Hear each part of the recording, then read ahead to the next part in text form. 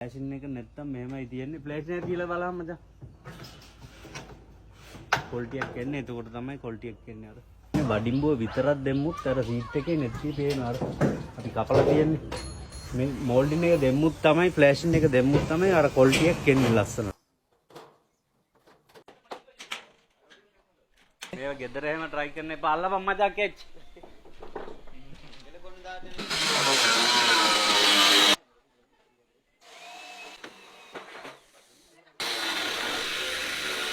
Seat එක එහෙම කපන්නේ seat එක දිග වැඩි අඟල් 3ක් විතර වැඩිපුර තියෙන්නේ. ඒක කපලා තමයි අර මෝල්ඩින් එක දාන්න පුළුවන්. මේ පීල්ල නෙමෙයි එන්නේ එතනට.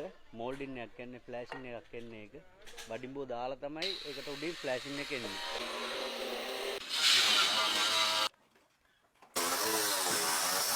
ෆ්ලෑෂින් එක දාන්න ඕනේ. එතකොට තමයි පෙනුමක් එන්නේ.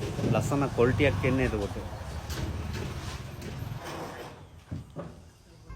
සීට් එක පොඩ්ඩක් ඉස්සරහට තිබුණේ. ඒව කපලා අපි ලයින් කරලා තමයි වඩිම්බෝ දාලා ඒකට ෆ්ලෑෂින් එක දාන්නේ.